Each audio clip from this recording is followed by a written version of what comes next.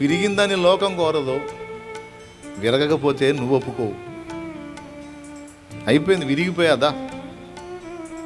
విరిగి నలిగిన హృదయం గలవారికి ఆశను అన్నావుగా, ఇంకెక్కడేం లేదు, రా. అయిపోయింది మా పని.